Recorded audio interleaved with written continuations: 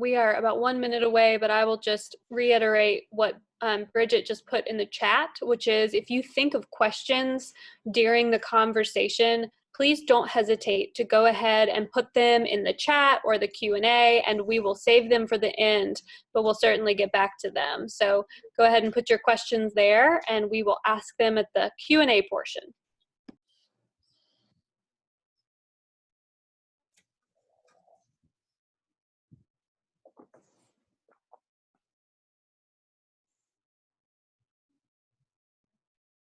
Okay, and it is 7 o'clock. We want to be cognizant of everybody's time.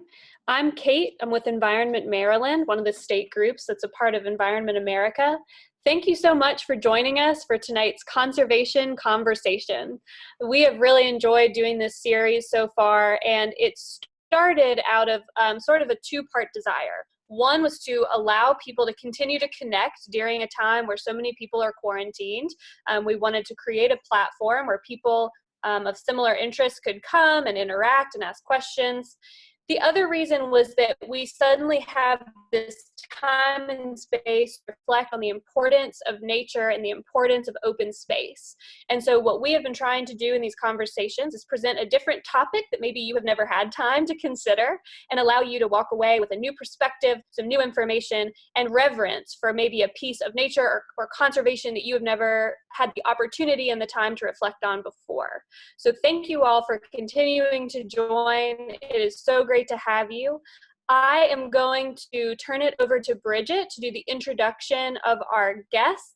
And again, put your questions in for the end, and we appreciate. Thanks, Kate. And again, thank you to everybody for joining us. Can't reiterate that enough, for joining this conservation conversations. We're really excited about who we have on. We've got two special guests today that we're really excited about. So again, my name is Bridget Sanderson. I'm the director of Environment Missouri, based out of Kansas City, Missouri. And we're here also as a state branch of Environment America, and we are working to protect our clean air, our clean water, and public places in the Show Me State. And so again, just a little bit of technical stuff. We do have a Facebook live stream going on right now through the Environment America page. If you have any questions on there, just type them into the comment section.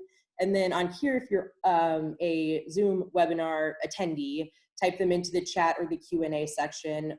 We probably won't answer any raised hands, so just send out your questions that way, and we'll get to them at the end. So now for one of our special guests, we've got Dan Jacobson, the Director of Environment California, here to introduce himself and our other guest.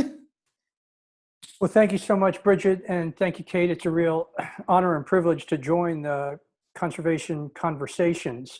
And I got to be honest, when you guys started this a couple months ago, I was really jealous that we didn't invent this idea in California, because it has really, I think, everything that California is really great for. It's about conservation, and we feel a real pride and ownership in taking a leadership role in that. And I'll let our special guest talk a little bit more about that.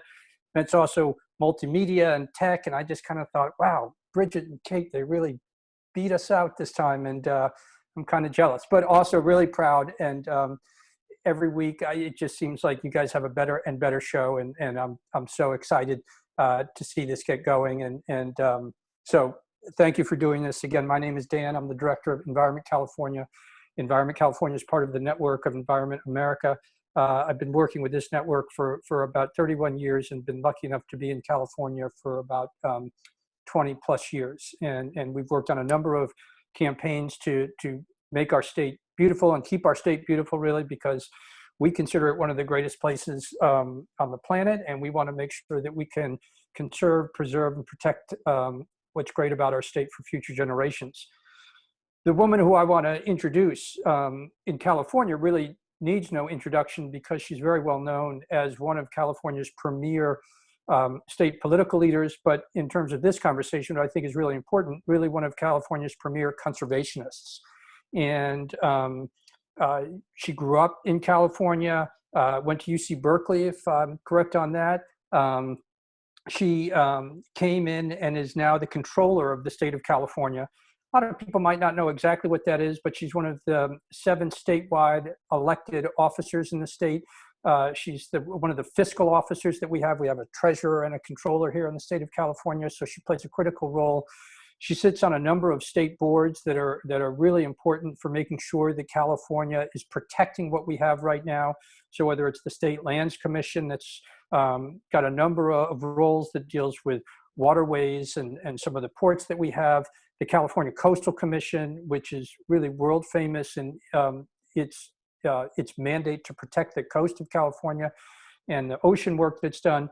And I've been lucky enough to work with Controller Yee for I think the whole time you've been in this office. And, I can tell you as an environmentalist and as a leader in the environmental community, hopefully still, that we're lucky in California to have someone who really puts a premium on protecting the environment and does it with such vim and vigor, and make sure that it really feels like every day you're getting up and saying, what can I do today to make sure that we protect the environment? So it's an honor to have you join me to join these 2 women on this show. And let me say thank you and introduce you to the conversation, I guess. So Controller Betty Yee, welcome. Thank you, Dan, and it's really a pleasure to join you and Bridget and Kate. And let me just say, I love this idea of having conservation conversations, and this is really a particularly special time to have them. When people are feeling so isolated, and really the need, I think, one, to just connect, we're connecting virtually here, but really more of connecting with nature and really connecting, just with the surroundings around us. And I'll just start by saying this, I certainly hope that everyone who is joining us today is healthy and safe, and wish particularly all best wishes and not enough thanks to all of those frontline health workers and other workers who really are kind of taking their lives in with a little bit of peril in terms of serving all of us, as these days are a challenge for many of us sheltering in place. But what I really want to say about just kind of the topic today, and I'll just kind of kick it off because it's been on my mind a lot, and this conversation is very topical. We will get through this health crisis. I'm also managing the economic crisis that's associated with it as well. So, no different than any other state, California will be undergoing just some very, very tough months and maybe years ahead with respect to our fiscal situation. But really, we will get through this health crisis. I believe that. And I haven't seen this kind of cooperation in terms of, researchers just, kind of coming together and looking for what we can do with respect to testing and vaccines and, just all of the things that we need to really bring a pandemic under control. But I believe that after the health pandemic is over, that there's another aspect that we're going to need to deal with. And I think this is one that's really insidious, little kind of underlying kind of what's happening. And I think all of us are feeling a little bit of it around us, if not within our own families. And that is the pandemic of trauma. And I mention that because it's often little addressed. And yet I know that this has just created a lot of stress.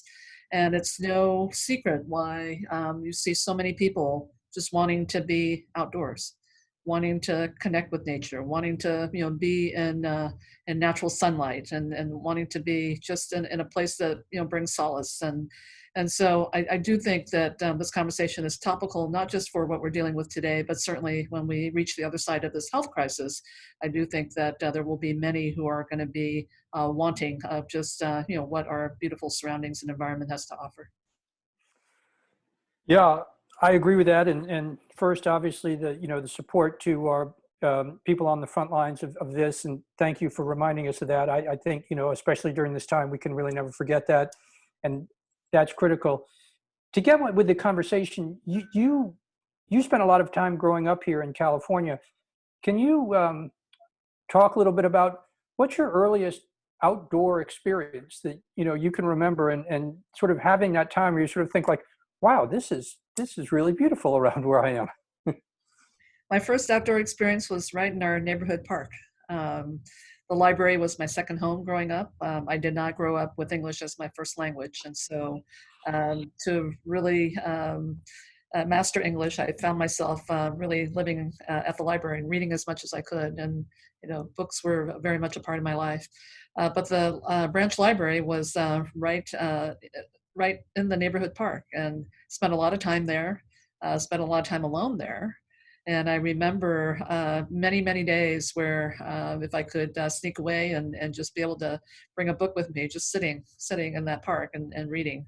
And I still have fond memories of that. My mother, who's 97 years old, still lives in the house where I grew up. And so it's still a place. Wow. That's cool. And that's quite a memory. I feel like the issue that you were raising, hits on both of those things where people more than ever sort of need to be outside. I think we're seeing it in sort of the desire that people have to, everything from the cams that are set up in places like Yosemite, where we're seeing the wildlife come back, to the sort of desire that people have even amongst the running paths that they go on or the walking paths that are in their community. Or in California, some of our interns who actually I've never met in person because we're doing our whole internship sort of the way that we're doing this conversation, are hunkered down or sort of bunkered down with their families, and they're starting family gardens. Yes. And just this experience of this one intern working with her grandfather and building I should say rebuilding the garden in her backyard with her grandfather is an incredible experience. And she's blogging about it, and it's, a big part of her internship. But it really made me think that's part of what's happening in this time, is that people are really connecting to the outdoors. I mean, I think she had a paragraph about sort of putting her fingers in the dirt and feeling the sunshine on her face. And I was like, who writes about that? Except now I kind of think, oh, we're all writing about that now. And it seems really interesting and sort of telling about this time that we're in and sort of the experience that people are having with nature. And something's happening. And I'm not exactly sure what it is, but I feel like something's happening with a reconnection to nature when we're, in essence, being told, stay inside, stay safe, let's do that. That's the smart thing to do. But it's sort of creating this almost rebound effect where people are like, wait a second. And I don't know if you have any thoughts on that, or Kate or Bridget, if you want to jump in. Well, I'll just say, I think it's, it's interesting because on some level, I think for all of us, this is true. This is just human nature. We really don't appreciate what we have until we really feel like we are at a loss of it.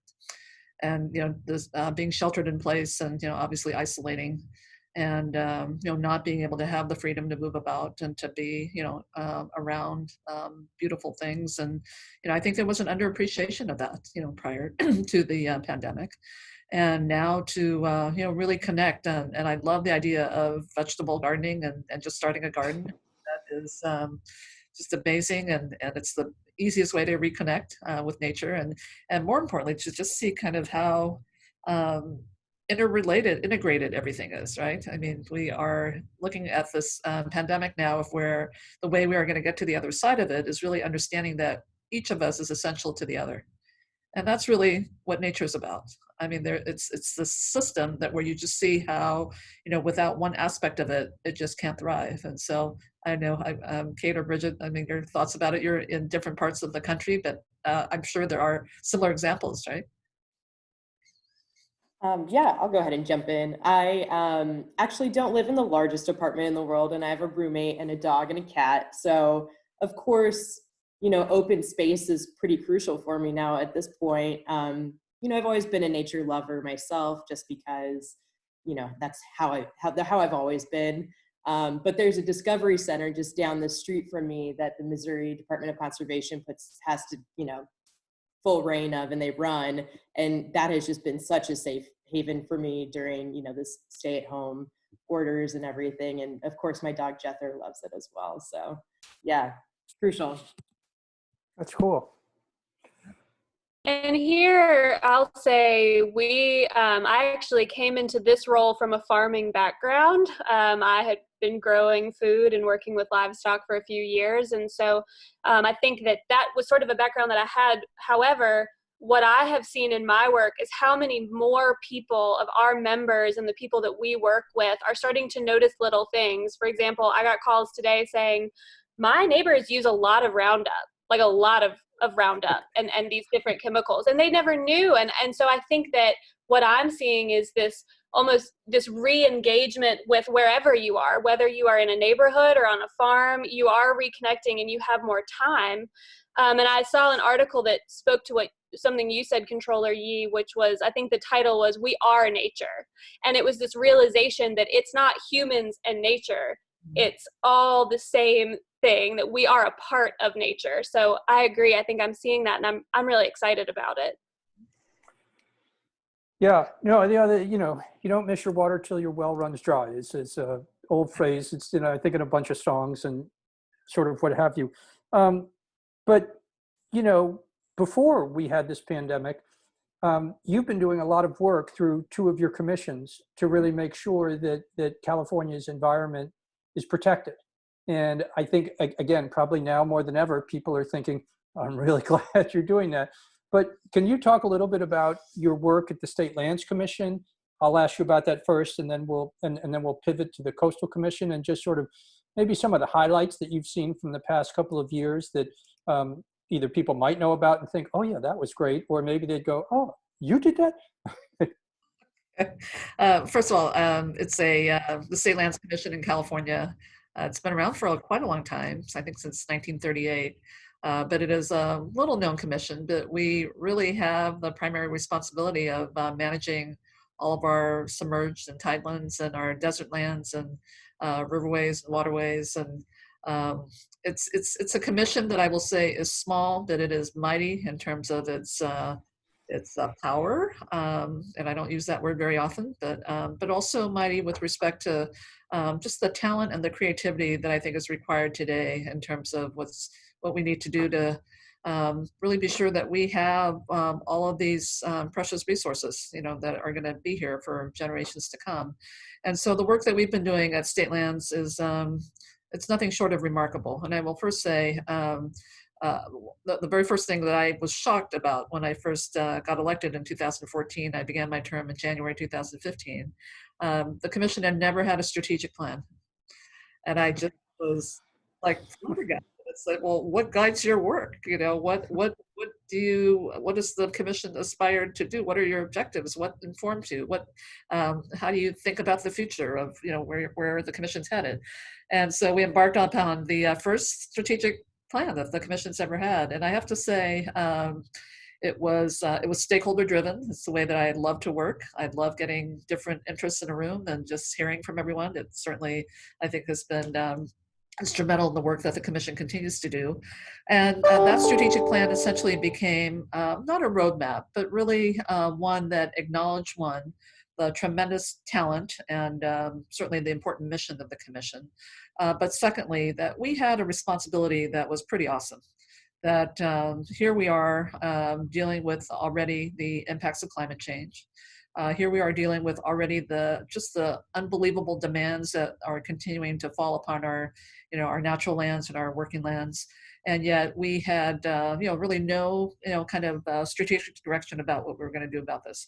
Now, I will have to say that over the course of the last several years, because of our federal leadership, that much of what we've been doing is just fighting back, kind of the erosion of just a lot of the protections that we've had environmentally. And so we continue to do that. But I will say California stands out. So we more recently, I'm excited about this, but State Lands Commission was part of a 17 agency collaboration that adopted the California's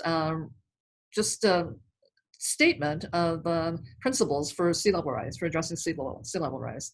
So to have 17 state agencies, how we're going to continue to make California's coast resilient. And the reason we did this was because we knew that there were 17 different voices that could have their hand on what we were going to do around sea level rise, and to be able to come together, adopt principles, and to know that we are going to be, in locked arms in terms of the vision of how we're going to address this issue was very, very important. And the Coastal Commission, obviously, very much a part of that. But we were the first state agency to adopt the principles of the 17. And then I would say that in terms of the other work that we're doing, first let me start with the oceans and the coast. This is a commission that has so much talent that the commissioners actually decided that they could get into the business of decommissioning oil platforms. So we are very happy to say we decommissioned the last state oil platform, the Santa Barbara Channel. And it was a little daunting, but frankly, I was tired of seeing the financials of oil companies coming in thinking they could restructure when we know what their future is going to look like. And so when we did that, I think the State Lands Commission staff just was aghast about, well, how are we going to do this? I mean, now the state kind of have these assets. What do we do? And essentially, we have learned and we have developed talent within our own state government about how we go about decommissioning oil platforms. And then the conversation about what happens to these platforms in the future once they've been decommissioned will still be ongoing. But I'm just very proud of the fact that between science and by the way, you know, in my role as the controller where everything is through the lens of the economy, the environment and the economy are like this. I mean, you cannot, you know, unlock them. And so I'll talk a little bit about the future of that in a minute. But so decommissioning oil platforms, we are very, very intertwined with the ports in California with respect to their role as our trustees of our tidelands and submerged lands. And so we do a lot of work with them around just being sure that they are good stewards, that the uses of port property are consistent with the public trust doctrine. We have ports that look very different from one another in California. So the Port of San Diego, for example, we are looking at really how we develop the new sectors of the economy that we are really calling the blue economy. There's a lot there that we can capitalize on because we know more and more of the ocean is going to be really a source of increasingly a source for food, for energy, and certainly for research as well. So but we can create economic sectors around this. And so you look at this and there's really kind of a symbiotic relationship between how we manage our lands and how we continue to grow the economy in California.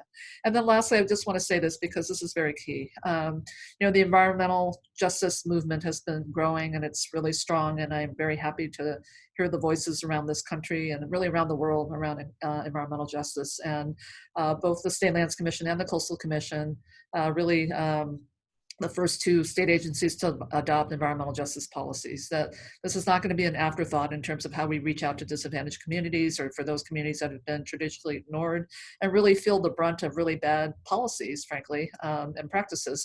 And so we have a robust policy. It is inclusive. We also have a Native American tribal consultation process as well, because we know that many of the lessons about what we need to do going forward, we probably could learn from our Native peoples about particularly with respect to our oceans and other natural lands. Yeah, I think that's critically important. And I know that certainly within the environmental community and up here in Sacramento, you're really seen as a leader in a couple of the things that you said. Is one is sort of holding not just meetings, but making sure that when there are decisions to be made, that from the beginning of the decision-making process, all parties are invited. If they can't make the first meeting, they're invited to the second. You know, you really don't stop when someone's on your list to get them involved. And I think that's different than the way it has been in the past. And certainly, you know, that's really the way it should be. And that's part of what makes the outcome of so much of what you're doing so good, I think, is because you're putting the environment first. I think you're putting people into the decision-making process, people who have, you know, oftentimes been left out of that decision-making process. And you know, even when I've been in a couple of meetings with you when, you know, it hasn't been easy to sort of bring all of those groups together, but you've really made sure that your staff sort of bends over backwards to give everyone a voice at the table, so to speak, and a literal seat at the table when we're coming to make those things. So I think we're seeing better results. I know we're seeing better results of that. And it's really interesting. And I think you should be applauded for that. The Coastal Commission, you know, has seen some really historic victories in the past year or two. And I was wondering maybe if you could talk a little bit about some of those. There's places that we've seen, you know, that both the work that they're doing, but then in some of the fights that have happened between the developers and the Coastal Commission. Yeah. Can you talk a little bit about that and sort of what you see? Sure. So the Coastal Commission, I serve on the Coastal Commission by virtue of chairing the State Lands Commission. And again, you know, very awesome responsibility of protecting our coast and our ocean, again, guided by science and really looking at how we support environmentally sustainable development along the coast. And I think this is, this commission really more recent years has really started to take its mission pretty seriously. And that and I think really again guided by the science, but also the sense that and this doesn't get articulated very much, but my sense of just working with fellow commissioners on the State Lands Commission but also the Coastal Commission is that we're really living in an era of finite resources, and that in order to really protect these resources, we have to really be guided by the best science, and I think that's becoming more and more of a hallmark in terms of what undergirds a lot of our decisions. And so I'm very pleased to have that really be the case over at the Coastal Commission. But I will say that we are just great partners and joined at the hip with respect to issues around public access. We have still parts of the California coast that are not open to the public, and we are working diligently to see that that will not be the case going forward. We also have looked at just some of the things that have been really detrimental to some of our coastal resources, and so we have actually facilitated with the Coastal Commission the closure of the last coastal and sand mining operation in the United States. And this was really done in partnership, and we're very pleased about that. This was in the Monterey Peninsula, worked very closely with the city of Marina. But so we just look at this as just, how do we really take to heart the mission of the commission, where this is about protecting our resources. We look at what the operations are today. We have the science guide the decision. And more importantly, I feel like there is kind of the sense of urgency about, just wanting to get these decisions made. And if nothing else, I think the fact that this federal administration has wanted to go the opposite direction just has elevated, the intensity of our work. That's cool. Let me shoot it back over to either Bridget or Kate. One, how are we doing on time? And is there anything we should note? And this is your guys' show, so I think I'm messing it up, but just tell me what to do. No, Dan, I've got a couple great. more questions, but really, I think the next question, and we started to talk a little bit about this a little earlier, Controller, but what kind of impact do you think that we're going to have coming out of COVID-19 or the coronavirus? I mean, when you and I were talking before the show, I was saying the phrase that's turning in my head is, we've got to try to come out of this greener than when we went into it. And I was wondering if you have any thoughts on that, or sort of how you see the state trying to figure that out. I mean, is there a lot to balance? Yeah, no, it's a lot to balance. And obviously what's going to be front and center for state policymakers will be the obviously the fiscal conditions, that we're going to be operating under for the next period of years. And so I do think a lot of these policies are going to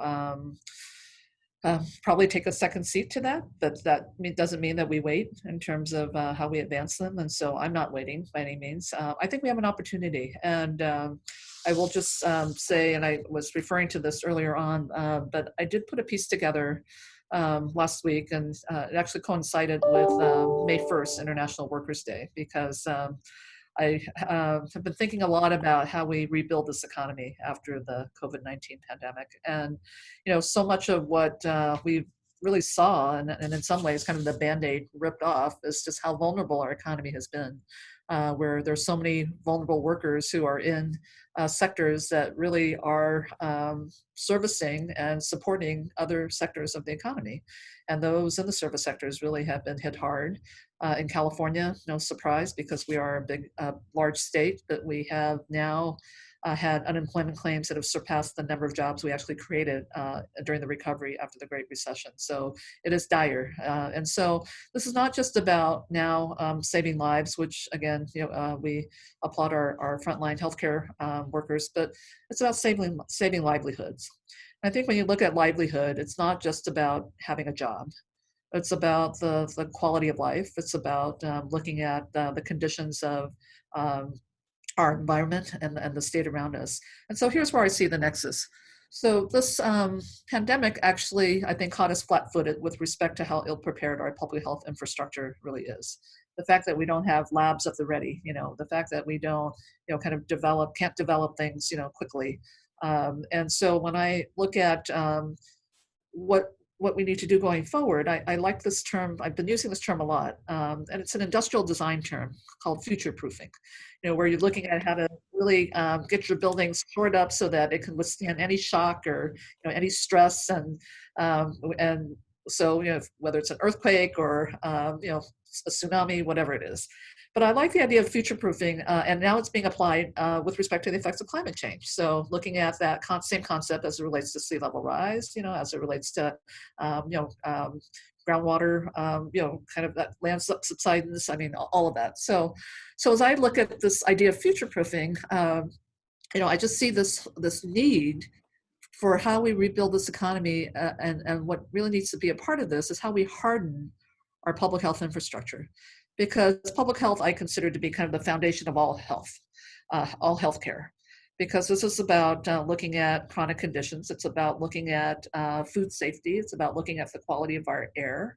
It's about all these things that actually are going to be impacts that we're going to be feeling from climate change, and which I believe is going to be the next crisis. And so it's the crisis we're already seeing the manifestation of in a lot of different ways. And so what I'm proposing is that we really need to think hard and have science again guide how we expand on this public health infrastructure with an equity lens, knowing that what we know about the novel coronavirus now, that those who are most affected, adversely affected, are from poor communities, are those who live in communities where they're breathing polluted air, and have just probably no access to healthcare. And so those are the most devastating cases. So how do we build out this public health infrastructure to where there's a footprint in those communities, so that we know that when we're dealing with the impacts of climate change, and when we talk about food safety, when we talk about air quality, when we talk about just all these things we know are already manifesting themselves, that there is support there.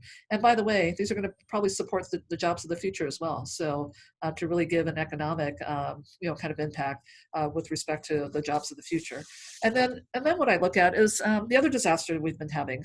For the last 3 years, we've had some of the most severe wildfires in California.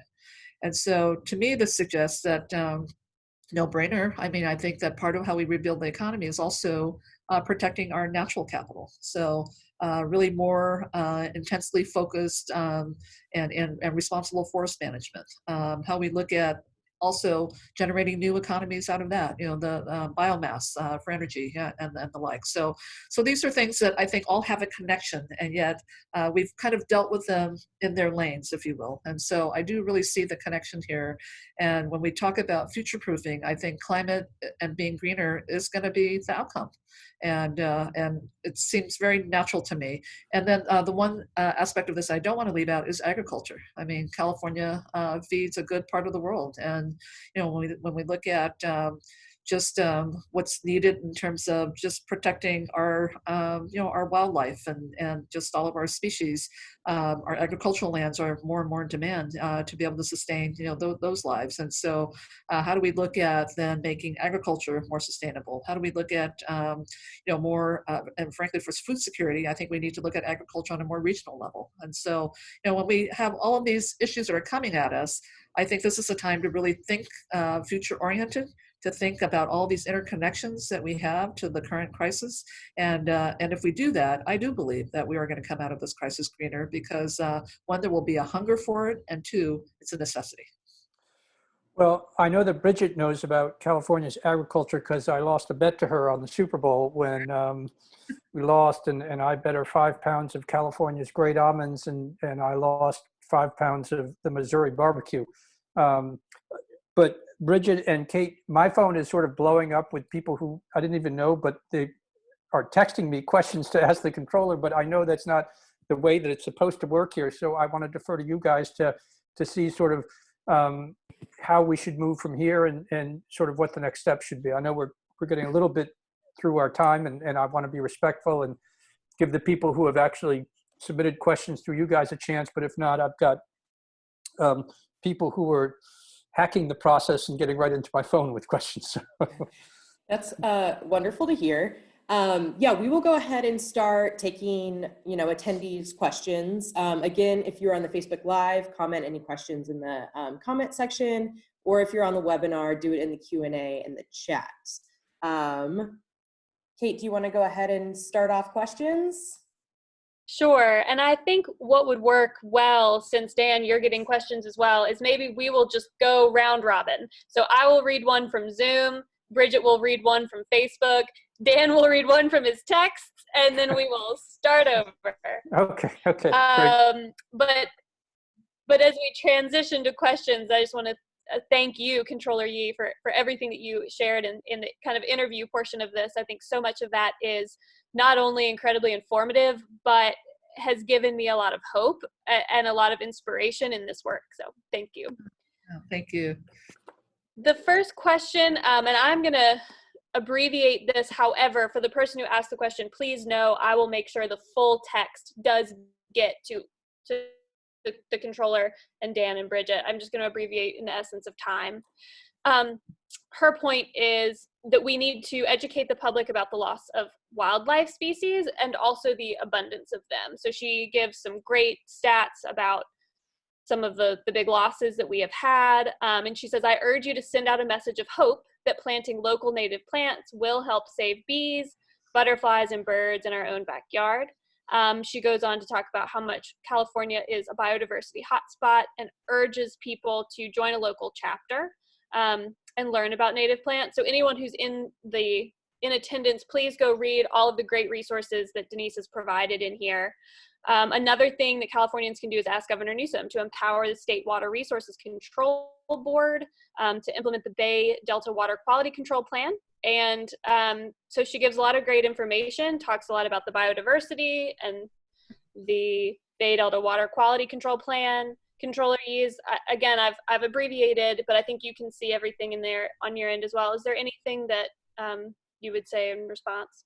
You know, I'll say this. Yeah, and this question actually raises a point that I hope becomes the reality. And to Dan's vision about how we come out of this greener, to all of our vision about how we come out of this greener, I think there's a individual responsibility aspect of this. You know, some of the more rewarding work that I've done on the State Lands Commission has to do with you know, wetlands and certainly protecting them, creating them, and really understanding, you know, biodiversity issues around, particularly areas that are likely not to, you know, do much in those areas. So, and I'll just say this. So we have a wetlands down in Huntington Beach, the Bolsa Chica wetlands. And you know, one of the great aspects about what has happened down there, and I hope this is a good outcome, and that is you know, what really gave the ongoing investment in those wetlands down there the momentum to keep focused on the species and the biodiversity there was really the establishment of what I call citizen science. It became really I don't know how to even describe it. It was an intergenerational citizen science. I mean, from our school children all the way to those who are actually, you know, scientists and have been doing this for generations. But I hope coming out of this crisis, with all of our experiences with nature, that we can actually give voice to what it should not be that hard. And part of why I really want to promote this is because to be greener on the other side of this crisis is not going to be that hard if we all make an individual personal commitment to doing so. So I appreciate the question from the policy perspective with respect to what more California can do. I know I've been getting into the habit for the last period of weeks of waking up at 4 o'clock in the morning on Sundays and doing kind of a Facebook reflection on what this time means. And this week's edition, frankly, is going to be about nature. I've been thinking a lot about it. So this is going to be every aspect of that.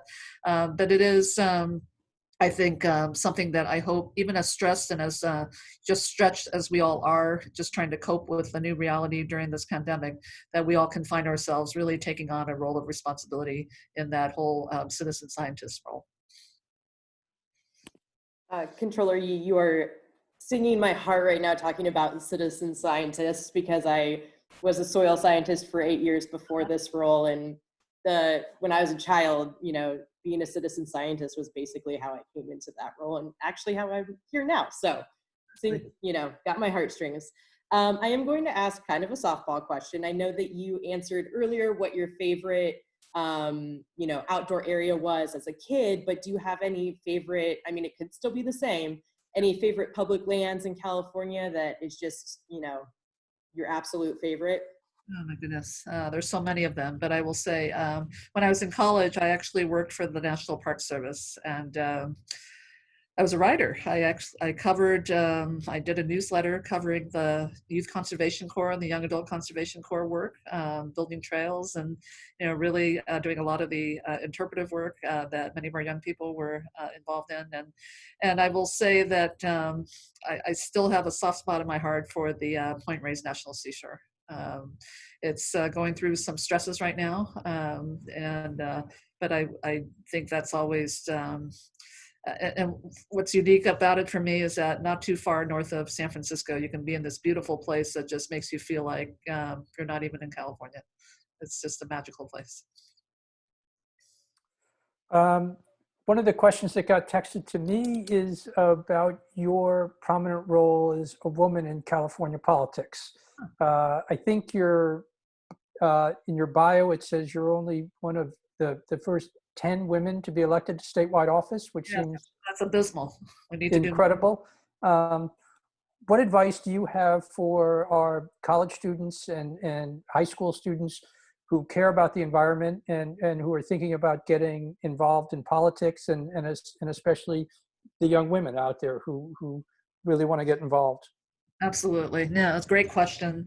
I will say there are a lot of great environmental organizations now, and I'm so happy about Environment America and just so many organizations that young people can be involved in with. And I would first encourage that at that very basic level. But secondly, really follow what is happening with respect to some of the policies at the federal and the state level, because almost without, well, certainly without warning, but we had a suspicion about what might be reversed relative to some of our environmental protections over the last period of years. But we've got to be more vigilant about that.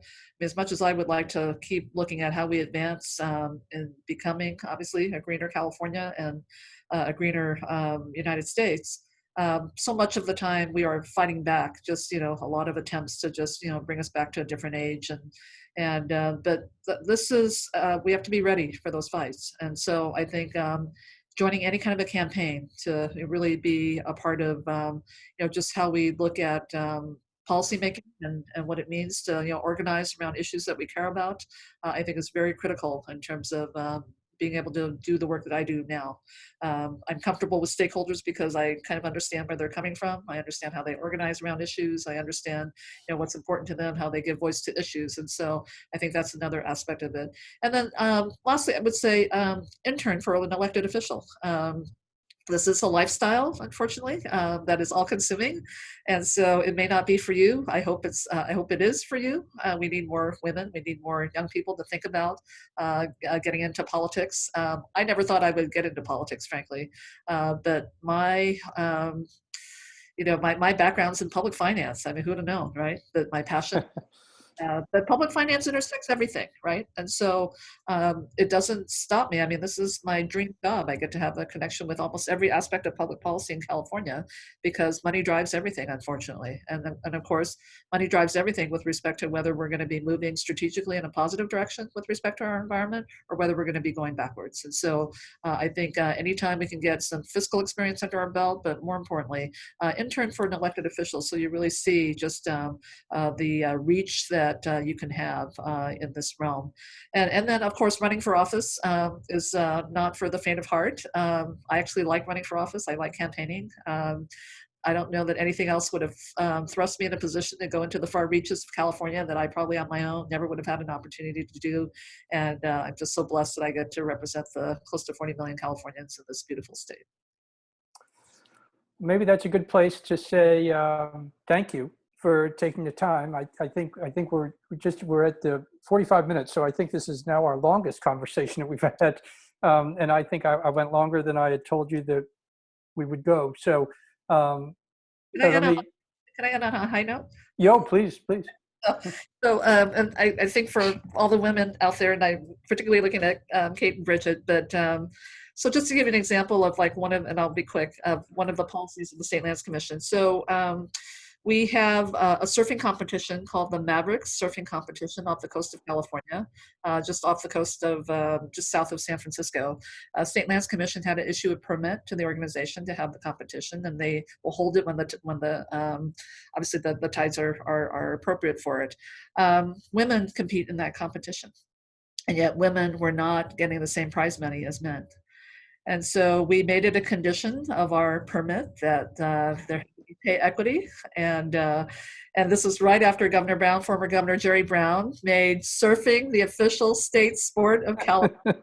So I'm just happy to say some 45 plus years after Title IX that California now has pay equity in the first professional sport for women, and that is competitive surfing. There you go. That's what it is. Well, that is awesome. And that is probably a great note to end on. But Bridget and Kate, let me hand it over to you. Yeah, thank you so much, Dan. And of course, thank you so much, Controller. This was wonderful. Again, if you guys have any questions or want to say anything to the Controller, please send them either as comments, or you can email Kate and I, and we can get those relayed to her as well. Yeah, and thank you again so much for coming, everybody. If you enjoy these conservation conversations, please keep coming back. We've got more wonderful guests coming on, and consider donating, of course, to Environment Missouri, Environment Maryland, and Environment California. Kate, do you have anything else? I just want to reiterate and say thank you. I will also, to continue the female power high note, one of Environment Maryland's wonderful interns, Vivian Wynn, is on this call, and she texted and just was like, this is inspirational. And so I just want to thank you for elevating women in that important way, and showing the way that when women are in positions of power, we can help elevate others. And thank you just so much for all of the topics that you covered, and this has been really informative and inspirational. Thank you. And thank you, Dan, for the tremendous partnership we have. Really look forward to working more with you. Thank you. Well, it's the best thing I do. So thank you so much. All right. All right. Well, signing off. All right. Thanks, everyone. Thanks, everybody.